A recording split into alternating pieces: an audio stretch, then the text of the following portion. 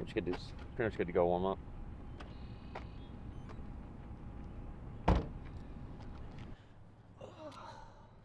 What do we got this morning? Today we got pretty big one, so it's gonna be 3 miles at like marathonish pace, so 5:05 to 5:10. This is all continuous. Right into 6 miles at like kind of 100K pace, 50-mile pace, so 5:40, so honestly a little quicker, moderate. And then another 3 miles right at like 5 flat. We'll try to dip under 5 minutes for the last 3. So 12 miles, and then I'll do probably a half mile to a mile like recovery jog, or I'll float that. It's like 6 flattish pace, and then into a hard 3x1K. Try to run those at 250-ish, so what is that? I'm not good at math. It's like 4:30 pace for 3x K after. So throw some fatigue in the legs, run hard on the front end, back end, and then even harder to finish up. So. And what do we? You just signed up for a race, confirmed a race later this year? Just confirmed it 2 days ago. The initial plan was we were gonna wait until 100K Worlds. I'm not gonna know if I'm selected until September 4th. That's December 7th or December 8th, one of those 2 dates in India. We're not waiting for that. So I'm fit enough. I'm gonna go for a world record in Lithuania, September 7th, against the current 100K world record holder. His course in his home country. Crash the party and take his world record. So that's the plan. Literally from today. I don't know why I'm looking at my watch, but it's literally 12 weeks to the day. So time to get fit.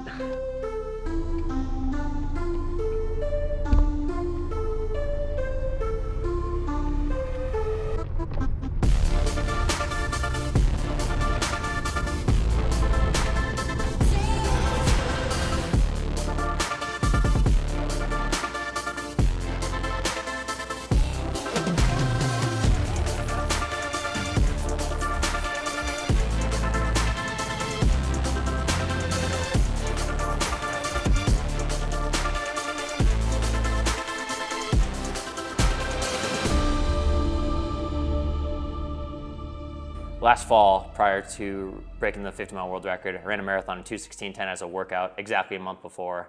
And I did a 26-miler, a few weeks ago at 5:47 pace. Prior to that, to my marathon, I did a 25-miler at 5:51 pace. So a mile shorter, a few seconds per mile slower average. So aerobically, I'm all there. Right now it's just kind of recalcing the legs to be able to handle like total volume of the segment. But when it comes to like just being able to rip long runs, still got it, so that's great. That's kind of the staple within my training. So I've just been really kind of leaning on that. Then within that, just stacking on a little higher quality sessions. So, what we did earlier was just 3 miles at basically marathon pace, 6 miles at roughly 100K world record pace, a little faster, average like 5:42, 43 there, and then back at marathon pace. So just really like kind of hitting all systems there between marathon pace, 100K pace, fluctuating between the two, and I'm still keeping in, once a week, kind of a track session just to really keep the neuromuscular power firing, kind of like you saw in episode 1 of me doing hills and fours. So that's just always a staple, because if I can hit that, I know I can like nail long runs. So it's kind of just check all the boxes, keep all the systems firing.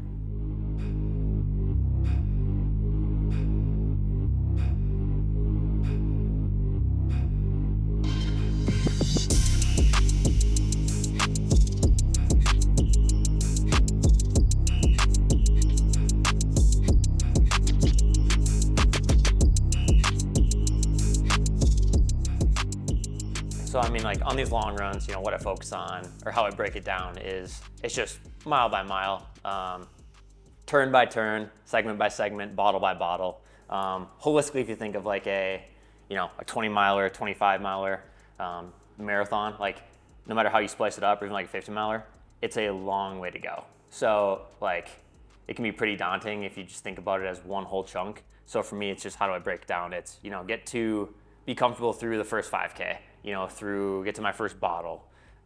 Just little mind games, break it down incrementally, and just focus on the pace for that exact mile. And just if I say I need to run 5:45 pace for 100K for 62 miles, like that's a lot, but I know I can go run a 5:40 to 45 mile for 1 mile. Like I can jog that, it's like, just do it on repeat. Do it again, do it again, do it again. And when you start getting a little tired, just be like, you only got one more. And then you can like think ahead and be like, oh, my bottle's coming up in, let's say 2 miles. I can run 2 miles at 5:45, 5 pace. I'll get my bottle, I'll get more fuel in me. raw fuel, or whether it's a ketone shot or a mixture of the two, like I'm gonna feel better after I take that. So you just wait for that to kick in, and hopefully you feel a little better. You know, I think about, this is a Courtney Dauwalter thing where she gets in the pain cave and she's like, I don't just like get in the pain cave, but I want to like furnish it. I want to like live in there, make it comfortable. So that's what I practice in training. And for me, I put myself in some pretty difficult situations in training, on long runs, through like even track sessions, VO2 work, where it's just stings, it bites. But if I can put myself through that in training, hopefully that's almost harder than the race itself. So, you know, through either the long runs, the VO2 sessions, the track workouts, the long tempos, all that, it's like, hopefully that all compounds. Obviously just makes you stronger for the race. And again, if I can put myself through it in training, I know I can go do it in a race. So I have the juice.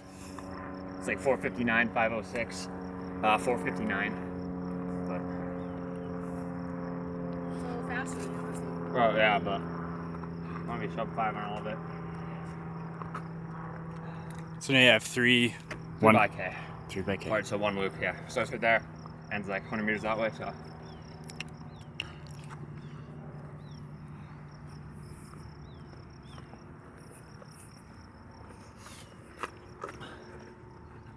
Got a standing break there, so I have no excuses.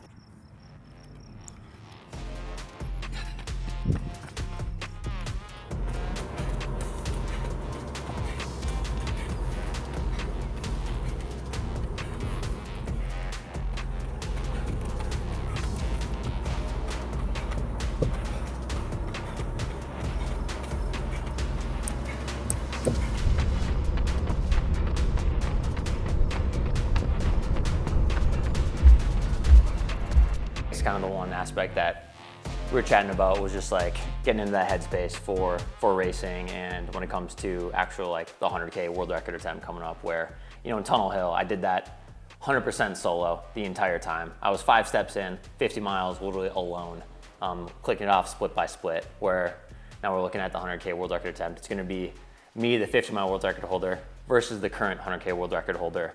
An actual race that's set up to little be fast. It's a criterium style course, like 1,850 meters.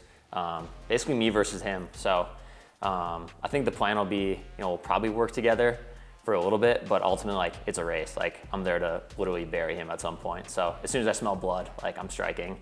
And it's the thing too where, like I said, it's, you know, mentally I can lock in forever alone on these long run days. Like, I'm doing, you know, 24, 25, 26 milers at altitude over hard terrain, you know, here in Boulder. You get me on a fast criterium course at sea level against someone, game over, man, game over. So now it's just kind of prepping for that, like locking in for the next really 10 weeks, get as fit as possible, almost as tired as possible, and then taper out of it. So yeah, like I just can't wait to get out there, so.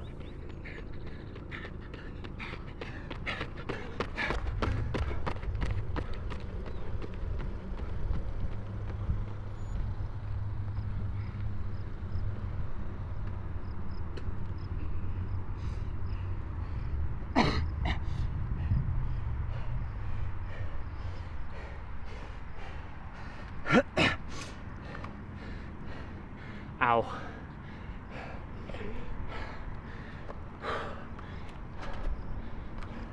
$57, $55, $52.